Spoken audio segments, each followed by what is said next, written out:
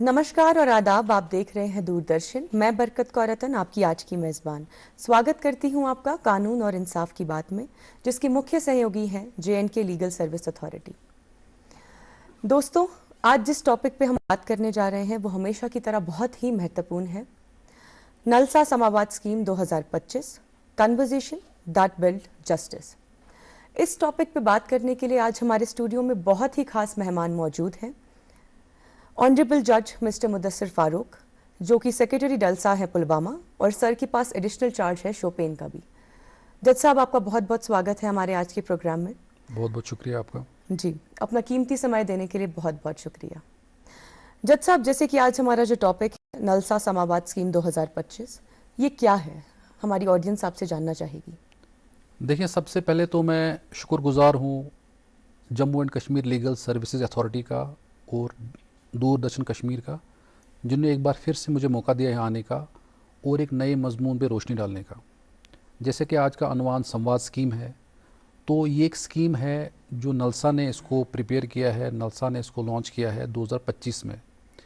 इस स्कीम का मतलब ये है कि जो भी हमारे पसमानदा लोग हैं, जो भी हाशिया नशीन लोग हैं, हाशिया बरदार लोग हैं, कमज़ोर लोग हैं, और जो गैर मुतला कबाइल हैं, खाना बदोश कबाइल हैं, दर्ज फ़हरिस्त कबाइल हैं, उन तक अदलो इंसाफ की रसाई को कैसे मजबूत किया जाए, तो ये इस स्कीम का मतलब है।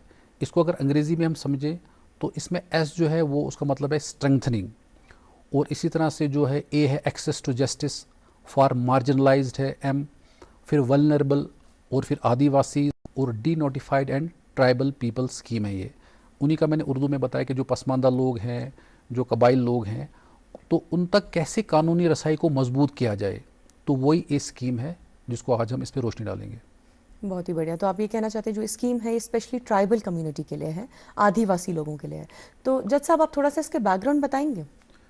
देखिए, जैसे कि आप समझते हैं कि जो Jammu and Kashmir legal service authority है, या जो नलसा का जो हमारा लीगल सर्विस अथॉरिटी एक्ट है 1987 का, उसमें उसकी सेक्शन 12 में जो बेनिफिशरीज़ होते हैं कि कौन कौन से लोग हैं जो मुस्तहिक हैं, उन्हीं लोगों में जो है शेड्यूल्ड ट्राइब्स और जो वल्नरेबल लोग हैं, जो गरीब लोग, वो भी उसके मुस्तहिक हैं। तो उसी को नज़र रखते हुए जो नलसा ने ये स्कीम बनाई है, संवाद स्कीम है। इसमें ऑनरेबल सुप्रीम कोर्ट की भी काफ़ी जजमेंट्स हैं, जैसे Sukanya Sanita versus union of India है, Indira Sawhney versus union of India है, state of Kerala versus N M. Thomas. ये काफ़ी इंपॉर्टेंट जजमेंट्स है जिसमें बताया गया है कि जो शेड्यूल्ड ट्राइब्स हैं या कोई भी ट्राइबल पीपल हैं, उनकी जो वायलेशन होती है उनके राइट्स के साथ, उनके साथ एक्सप्लॉयटेशन होते हैं, उस पर कोई गाइडलाइंस बनाई जाए। तो उन्हीं गाइडलाइंस को जो supreme court, honourable supreme court की हिदायत को मद्देनज़र रखते हुए, और जो अपना जो हमारा एक्ट है, नलसा का एक्ट है, उसकी सेक्शन 12 में बेनिफिशरी है, तो इनको मद्देनज़र रखते हुए जो है एक स्कीम बनाई गई जिसका नाम ये संवाद स्कीम रखा गया। और आपको बता चलूँ, इससे पहले भी स्कीम थी, इसका नाम था NALSA protection and enforcement tribal rights, वो 2015 की स्कीम थी। तो ये इसका बैकग्राउंड है कि इन जो हमारे वल्नरेबल पीपल हैं, आदिवासीज़ हैं, और जो भी डी नोटिफाइड कम्युनिटीज़ हैं या शेड्यूल कास्ट, शेड्यूल ट्राइब्स जो लोग हैं, उनको कैसे उनको उनको जो बेसिक जो कानूनी इमदाद मिले, तो वही उसी को मद्देनज़र रखते हुए वही इसका बैकग्राउंड था, तभी ये बनाई गई, स्कीम बनाई गई। मतलब उनको लीगल हेल्प और उनको कैसे जस्टिस प्रोवाइड किया जा सकता है इजी वे में। तो सेक्शन 12 जो नलसा एक्ट है उसमें इन सब का जिक्र किया गया है। बहुत ही बढ़िया। तो जज साहब, आप थोड़ा बहुत इसके ऑब्जेक्टिव के बारे में बताइए कि मेन ऑब्जेक्टिव क्या है इस स्कीम का, जो हमारी ये समावाद स्कीम है। जैसा मैंने आपको कहा कि इसमें खुद ही ये स्कीम कहती है कि strengthening access to justice. Access to justice means कि ये जो लोग हैं, जो इस कैटेगरी में लोग आते हैं, मोस्टली ट्राइबल पीपल्स, जिसमें शेड्यूल्ड ट्राइब्स हैं, कोई मार्जिनलाइज्ड है, वल्नरेबल है, आदिवासीज़ हैं, या डी नोटिफाइड जो है, या नोमेडिक जो आप समझते हैं कि जो नोमेड्स हैं, उन तक कानून को इजी वे में पहुंचाना। मतलब जैसे कि उनको एक तो अवेयरनेस उतना होता नहीं है, और उनको डिफ़िकल्टीज़ काफ़ी आती है वहाँ पे, भले उनके अपने राइट्स हों विद रिस्पेक्ट टू, अगर उनको कोई केस करना होगा, उनको अवेयर नहीं होता कि हमें इस एक्ट के मुताबिक हमें एक मुफ्त का वकील दिया जाएगा, या अगर उनको पुलिस के साथ कोई मामलात हो जाते हैं या फॉरेस्ट डिपार्टमेंट के साथ मामलात हो जाते हैं उनको, या उनको डॉक्यूमेंटेशन होती है, और मैक्सिमम इनकी प्रॉब्लम होती है जैसे ज़मीन के डिस्प्यूट के होते हैं, कंपनसेशन से रिलेटेड बहुत से डिस्प्यूट्स होते हैं। इसी तरह से जो गवर्नमेंट की बहुत सी स्कीम्स होती है उसका वो फ़ायदा नहीं उठा सकते हैं। तो ये ऑब्जेक्टिव इसका यही है कि इनको ईजिली इसमें मदद की जाए, वहाँ पे असिस्टेंस दी जाए। उसमें लीगल सर्विसेज में जैसे हमारे पैरालीगल वॉलंटियर्स होते हैं, पैनल लॉयर्स होते हैं, तो इसमें यही कोशिश की जाती है कि एक ब्रिज बना जाए, ताकि अगर कोई नोमेड है या कोई कमज़ोर तबके का है या पसमानदा है, तो उसके हकूक़ की अगर पामाली हो रही है तो उसकी हम कैसे मदद कर सकते हैं। तो वही बेसिक ऑब्जेक्टिव इस स्कीम का है, और उसमें लीगल सर्विसेज में पेश रहती है थ्रू हमारे पैरालीगल वॉलंटियर्स और पैनल लॉयर्स, और हम उनकी भरपूर मदद करते हैं। जहाँ भी उनको कोई डिफ़िकल्टी होती है, जो लीगल हेल्प होती है, वो हम करते हैं उसमें। बहुत ही बढ़िया। तो जज साहब, आप एक चीज़ बताइए कि अगर हम इस समावाद स्कीम की बात करें, इसमें एक स्पेशल यूनिट भी जो है वो की गई है, वो स्पेशल यूनिट जो एक टर्म इसमें आता है समावाद स्कीम में, वो क्या है, इसका पर्पस क्या है? देखिए, जैसे मैंने आपको कहा कि एक स्कीम बनाई नलसा ने, उसमें पर्पस बताए दिए गए उसमें। अब ये स्कीम को इम्प्लीमेंट कौन करेगा? उसको इम्प्लीमेंट करने के लिए हर डिस्ट्रिक्ट में जो डिस्ट्रिक्ट लीगल सर्विसेज अथॉरिटी होती है, जो उसका चेयरमैन होते हैं, जो प्रिंसिपल डिस्ट्रिक्ट एंड सेशन जज होते हैं, वो एक यूनिट तश्कील देता है। उस यूनिट को हम बोलते हैं स्पेशल संवाद यूनिट। इसका जो चेयरपर्सन होते हैं वो प्रिंसिपल डिस्ट्रिक्ट एंड सेशन जज होते हैं। उसके बाद इसके मेंबर होते हैं, जैसे उसमें 2 पैनल लॉयर्स रखे जाते हैं, और उसमें कोशिश की जाती है कि जो पैनल लॉयर्स हैं वो या तो ट्राइब से होंगे, या उसी जो अगर कोई नोमेडिक वहाँ कैटेगरी है या नोमेड्स जो है उनमें वो बिलोंग करते होंगे। इस तरह से इसमें 2 पैनल लॉयर्स भी रखे जाते हैं मेंबर्स। उसमें भी कोशिश ये की जाती है कि कोई ट्राइबल पीपल होंगे तो उन्हीं को इसमें मेंबर रखा जाएगा। एक मेंबर इसमें होता है जो फैकल्टी लॉ फैकल्टी मेंबर से होता है, जो भी अगर उस डिस्ट्रिक्ट में हो या एडजॉइनिंग डिस्ट्रिक्ट में कोई लॉ कॉलेज होगा तो उसको हम फैकल्टी मेंबर रखते हैं इसमें। इस तरह से एक मेंबर होता है जो भी कोई नेशनलाइज्ड बैंक होता है उसका रिप्रेजेंटेटिव भी एक मेंबर होता है। तो ये सारे जो मेंबर्स होते हैं, इसको एक यूनिट बनाया जाता है जिसको हम स्पेशल यूनिट बोलते हैं। फिर इसका काम वही होता है कि ये आइडेंटिफाई करते हैं ट्राइबल पीपल कहाँ पे रहते हैं, फिर उनको अवेयर किया जाता है। एक एनुअल एक्शन प्लान बनाया जाता है जिसके मुताबिक जो है उनको जो डिफ़िकल्टीज़ होती हैं वो फेस करते हैं, उसको दूर किया जाता है। और भी देखा जाता है कि इनको कैसे, मेन मकसद वही है कि उनकी लीगल हेल्प कैसे की जा सकती है। तो ये यूनिट जो बनता है, जो स्पेशल यूनिट संवाद यूनिट है, इसका मतलब यही रहता है कि ये पूरे डिस्ट्रिक्ट में जहाँ भी ट्राइबल पीपल है उनकी हेल्प करे, वहाँ पे विजिट करे, उनको अवेयर करे, और उनके रिगार्डिंग कोई एक्शन प्लान बनाए जिससे उनका फ़ायदा हो सके, उनको लीगल हेल्प मिल सके। तो जज साहब, मतलब कि इसमें जो टीम, मतलब ये जो स्पेशल यूनिट है, इसमें 2 लोग ट्राइबल कम्युनिटी के होने ज़रूरी हैं ताकि इस स्कीम को अच्छे तरीके से रेगुलेट किया जा सके, ताकि उनको अपने ग्रीवियंसेस के बारे में ज़्यादा बेटर पता होगा। जैसे कि आपने बताया कि 2 लोग ट्राइबल ना हो कहीं पे तो कोई भी रख सकते हैं इंस्टेड ऑफ ट्राइबल, या ट्राइबल ही ज़रूरी है? जी, स्कीम के मुताबिक ऐसा होता है कि जो भी हमारे पैनल लॉयर्स हैं, पहले तो कोशिश की जाती है कि वो ट्राइबल पीपल ही हो। अगर वो ट्राइबल पीपल नहीं होंगे तो फिर हम कोई देखते हैं, कोई अगर एनजीओ में से कोई होगा, कोई उनका रिप्रेजेंटेटिव होगा, तो उसको इसमें लाने की कोशिश की जाती है। इस तरह से हम देखते हैं पैनल लॉयर जो हमारे हैं वो भी ट्राइबल पीपल में से ही कोशिश की जाती है। लेकिन अगर अवेलेबल ही नहीं होंगे पैनल लॉयर्स में से, या जो पैरालीगल वॉलंटियर में से नहीं होंगे अवेलेबल, तो कोशिश की जाती है कि उनका कोई रिप्रेजेंटेटिव कोई और फील्ड में होगा जिसको नॉलेज होगा थोड़ा बहुत, ताकि मकसद यही है ताकि उनको अवेयर किया जा सके, जो उनकी प्रॉब्लम्स हैं उनको आगे लाया जा सके और उनको एड्रेस किया जा सके, उनको लीगल हेल्प मिल सके। बहुत ही बढ़िया। जैसे कि आपने एनुअल एक्शन प्लान की बात की, तो इसके पैरामीटर्स के बारे में कुछ बताएंगे आप? देखिए, इसमें क्या होता है कि जब भी ये यूनिट तश्कील दिया जाता है, उसके बाद सबसे पहले इनका होता है कि हम एक एनुअल एक्शन प्लान बनाए। सबसे पहले तो आइडेंटिफाई करते हैं कि जब ये यूनिट बनता है तो पूरे डिस्ट्रिक्ट में देखते हैं कि ट्राइबल पीपल, या जो भी इसमें मैंने जैसे कहा कि इसमें 4-5 कैटेगरी है, मार्जिनलाइज्ड हैं, इसमें वल्नरेबल पीपल हैं, आदिवासीज़ हैं, और डी नोटिफाइड है, नोमैडिक पीपल है। डी नोटिफाइड वो लोग हैं, इसको थोड़ा बताता चलूँ कि जब ब्रिटिश एरा में कुछ लोग थे जिनको जो ज़्यादा क्राइम करते थे, तो उनको उस टाइम नोटिफाई किया गया था क्रिमिनल से। बाद में इनको आफ्टर इंडिपेंडेंस इनको डी नोटिफाई किया गया। तो ये बहुत किस्म के हो सकते हैं, शेड्यूल कास्ट भी हो सकते हैं, शेड्यूल ट्राइब भी हो सकते हैं, ओबीसी कैटेगरी से भी हो सकते हैं। तो सबसे पहले तो इस यूनिट का काम है कि पूरे डिस्ट्रिक्ट में आपको देखना है कि कहाँ कहाँ ये लोग जो हैं, जो इस समाज स्कीम में आते हैं, जैसे मैंने कहा कि ये पसमानदा लोग जो है, कबायली लोग हैं, ये कहाँ कहाँ पे रहते हैं, पहले इनको आइडेंटिफाई करना है। दूसरा स्टेप इसमें आता है कि फिर इनको अवेयर करना है कि इनके राइट्स क्या क्या हैं, इनकी प्रॉब्लम्स क्या हैं, इनको कैसे, इनकी जो अगर कोई प्रॉब्लम है उसको कैसे दूर किया जा सकता है। उसके बाद फिर एनुअल एक्शन प्लान बनता है। एनुअल एक्शन प्लान में मतलब ये बनता है कि हम क्या क्या कर सकते हैं। जैसे मैंने कहा कि पहले अवेयरनेस बहुत ज़रूरी है। उसके अलावा जैसे कि हम डिस्प्ले बोर्ड लगाते हैं, उसमें हम लिखते हैं जहाँ जहाँ, जैसे पुलिस स्टेशन हैं, स्कूल्स में हैं, ये जो पोस्ट ऑफिस हैं, या जहाँ जो भी वहाँ गाँव की जहाँ जहाँ वो रोल रहते हैं, वहाँ पे जो एक खास जगहें होती है, वहाँ पे एक डिस्प्ले बोर्ड लगते हैं जिसमें लिखा जाता है कि क्या क्या लीगल राइट्स आपके हैं, कौन कहाँ आपको जाना है, कौन कौन से पैनल लायर्स होंगे वहाँ पे, पैरालीगल वॉलंटियर्स कहाँ हैं, लीगल एड क्लिनिक्स कहाँ हैं। तो जो भी लीगल हेल्प वाली स्कीमें हैं वो उस पर लिखी जाती है। इस तरह पैम्पलेट्स भी बनाए जाते हैं। पैम्पलेट्स जैसे उसमें जो लोकल डायलेक्ट की वहाँ जो लोकल लैंग्वेज होती है उसमें पैम्पलेट्स बनाए जाते हैं, जिसमें लोगों को अवेयर किया जाएगा आपके पास ऐसा एक प्रोविज़न है जहाँ पे आप जा सकते हो। और एट टाइम्स हमारे पास जो मोबाइल वैन्स भी होती हैं जो इन इलाकों में जाती हैं वहाँ पे। उसके अलावा जैसे कि कल्चरल प्रोग्राम किए जाते हैं, जैसे नुक्कड़ नाटक हैं, स्ट्रीट प्लेस वगैरह किए जाते हैं। ऐसे जैसे प्रमोशनल प्रोग्राम जैसे हम आज यहाँ कर रहे हैं, रेडियो पे, टीवी पे प्रोग्राम करते हैं, ऑल इंडिया रेडियो पे करते हैं, दूरदर्शन पे प्रोग्राम करते हैं, उससे भी थोड़ा लोगों को अवेयर हो जाता है। अवेयरनेस हो जाती है। डोर टू डोर कैंपेन करते हैं, उनको लोगों को अवेयर करते हैं। उसके अलावा लीगल लिटरेसी क्लब्स जो हैं स्कूल्स में, कॉलेजेस में खोला जाता है, वहाँ पे उसको प्रोग्राम करते हैं। और कभी कभी जैसे अगर कोई सक्सेसफुल स्टोरी होती है, जैसे किसी को फ़ायदा होता है, तो उनके वीडियोस भी हम सर्कुलेट करते हैं ताकि लोगों को, जो बाकी लोग हैं उनको भी फ़ायदा हो सके। वो अपनी लैंग्वेज उनको बताता है कि मुझे ये प्रॉब्लम थी और लीगल सर्विसेज ने या बाकी डिपार्टमेंट में मेरी तो हेल्प मुझे इसका कैसे फ़ायदा की। मिला।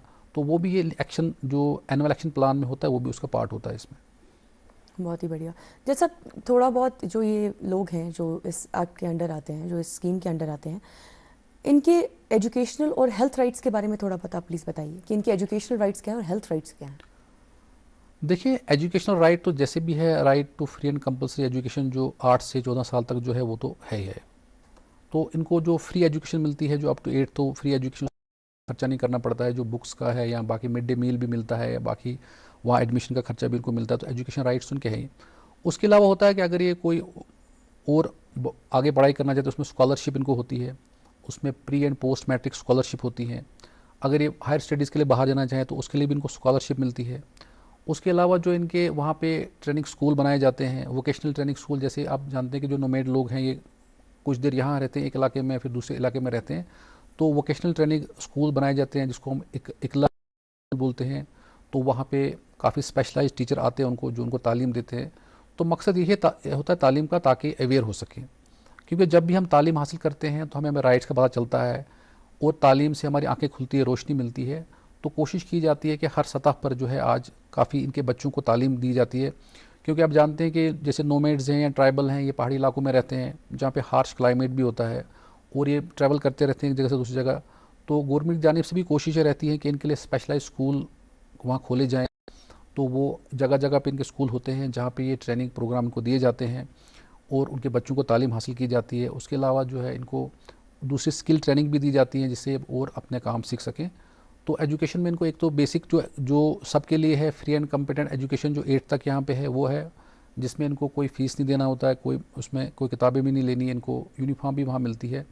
उसके अलावा उनको स्कॉलरशिप भी मिलती है, उनको वहाँ से जो ये ट्राइब के लोग होते हैं स्कॉलरशिप मिलती है। उसके अलावा जो उनको अलग अलग वोकेशनल ट्रेनिंग स्कूल्स होते हैं जो वहाँ पे डिफरेंट एरियाज़ में होते हैं। तो काफ़ी इनको कोशिश की जाती है कि काफ़ी एजुकेशन को फराम की जाए ताकि इनको राइट्स के बारे में पता चले।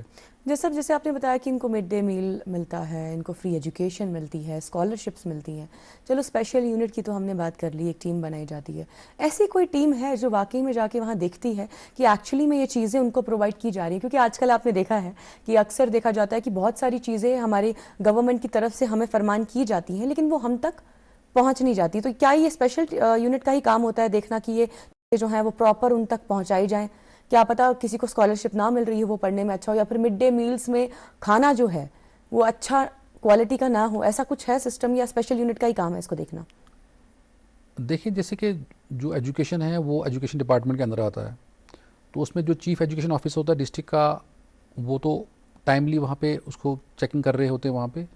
अब जो लीगल सर्विसेज में है वो भी हम, हमारे पैरालीगल वॉलंटियर्स होते हैं, हम खुद भी अवेयरनेस कैंप करते हैं, वो लोग भी हमारे पास आते हैं, क्योंकि लीगल सर्विस एक ब्रिज है बिटवीन द गवर्नमेंट ऑर्गेनाइजेशन और जो ये बेनिफिशरीज होते हैं। तो इस तरह स्पेशल यूनिट आपने कहा, इसका भी ये रहता है अगर इनको कोई ऐसी कोई शिकायत आ जाएगी या आप देखेंगे तो ये जो कंसर्न महकमा होगा उसके साथ ये बात जी, करेंगे। मैं शिकायत की बात करने वाली थी कि शिकायत करनी हो तो वो कहाँ जा सकते हैं? शिकायत, वो उसमें डिफरेंट हेल्पलाइन नंबर्स हैं, जैसे नलसा का भी नंबर है 15100 नंबर है। इस तरह से जो एजुकेशन डिपार्टमेंट का भी है, एक डीसी ऑफिस में वहाँ भी नंबर होते हैं। तो हर डिस्ट्रिक्ट में अलग अलग नंबरात होते हैं। आजकल तो ईमेल भी हैं और हर चीज़ को पता होता है कि कहाँ कहाँ वो अपनी ग्रीवेंस डाल सकते हैं। अगर उसके अलावा वो लीगल सर्विस में वो प्री लिटिगेशन एप्लीकेशन भी कर सकते हैं। ओके। तो शिकायत के बहुत ज़रिए हैं और उसके बाद जो है उसको देखा, जांच पड़ताल की जाती है और उसके बाद जो है उस प्रॉब्लम का अजाला किया जाता है। ओके, बहुत ही बढ़िया। तो कैपेसिटी बिल्डिंग मेजर्स क्या हैं इसके?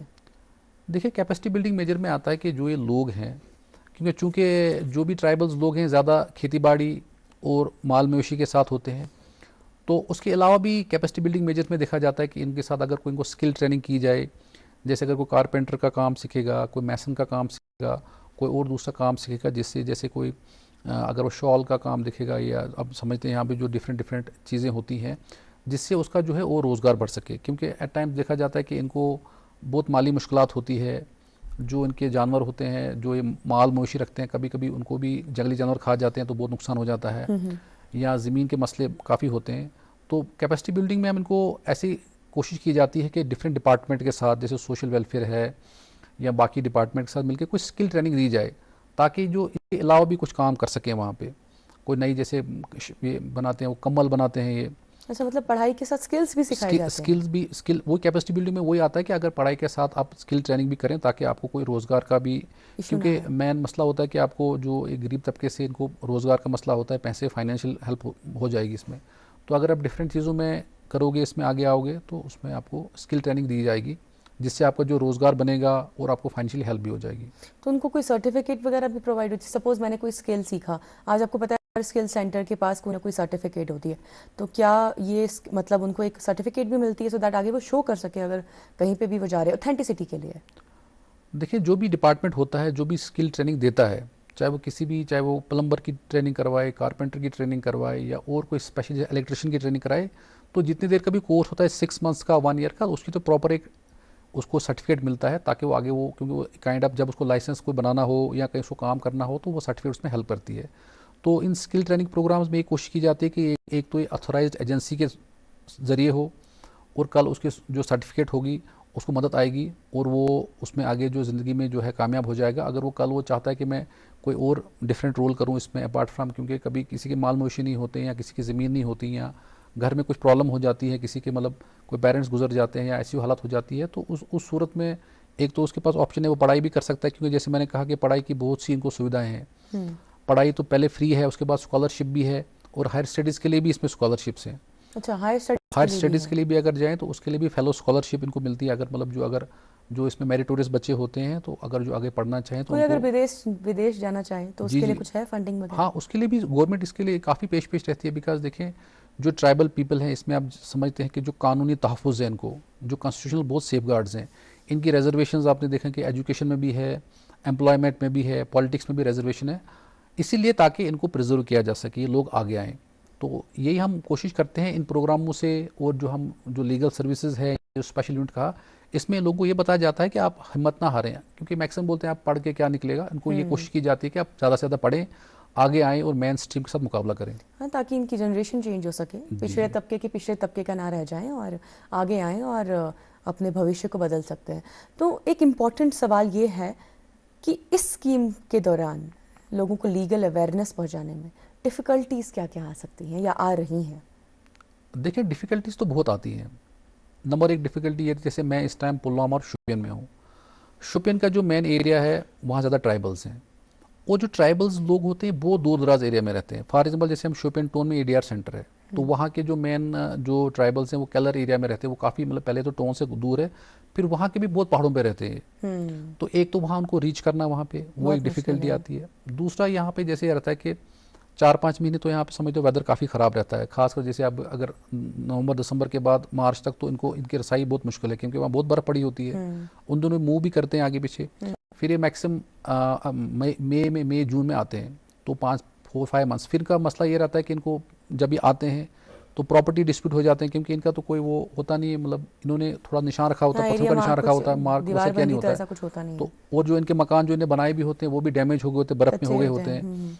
तो वो एक डिफ़िकल्टीज आती है, एक तो इनको वहाँ पहुँचना वहाँ तक, और दूसरा जो है ये लोग मतलब इतना पार्टिसिपेट नहीं करते इन अवेयरनेस प्रोग्राम्स में, ये जल्दी से कम कर जाते हैं। बिकॉज अगर हम इनको मतलब फॉर एग्जांपल कोई स्कीम के बारे में बताएं, तो उतना ध्यान से वो सुनते नहीं है। फिर काफ़ी उनके जो बड़े बुजुर्ग होते हैं, जो सरपंच वहाँ के होते हैं, उनको लेना पड़ता है कॉन्फिडेंस में।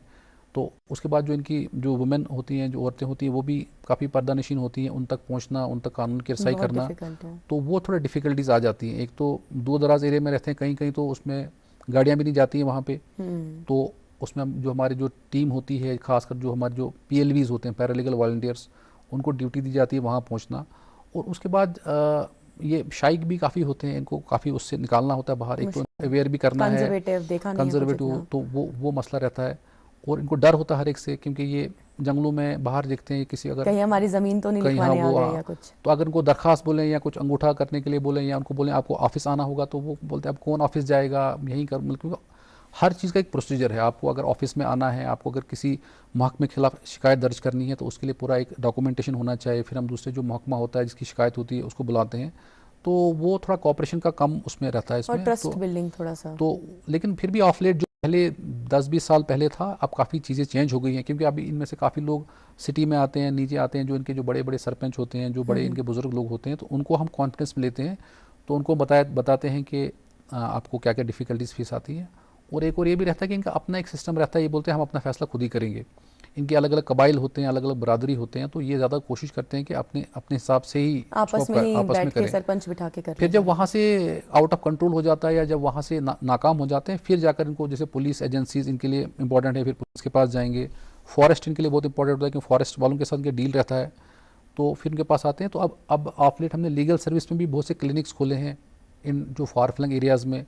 और अभी जो हमने पैरालीगल वॉलंटियर्स लगाए हैं, उसमें कुछ इसमें इनके ट्राइबल के भी तो हमने औरतें लगाए भी हैं। जाती हैं, जैसे आपने कहा कि कुछ महिलाएं इनकी पर्दे में होती हैं तो उनसे बातचीत करना मुश्किल है, तो कुछ टीम में लड़कियां भी रखी जाती होंगी जो बातचीत करने में उनके लिए आसानी रहे, ऐसा भी कुछ रखते होंगे जी कुछ। जी, इसमें जो हमारे पैरालीगल वॉलंटियर्स हैं उसमें काफ़ी खवातीन हैं, लड़कियां हैं उसमें।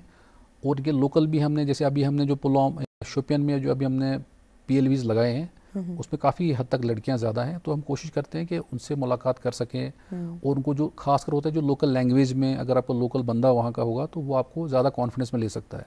तो एक आधा कोशिश लोकल बंदा कोशिश है। इस बार हमने की है, काफ़ी कोशिश की है, क्योंकि जो पिछले 2-3 मंथ से हमने काफ़ी प्रोग्राम भी किए।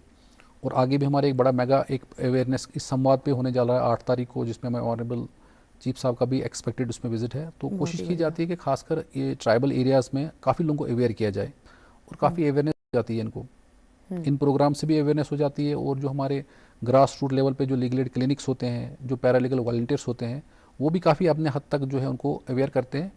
मकसद वही है कि आपको क्या क्या राइट्स हैं।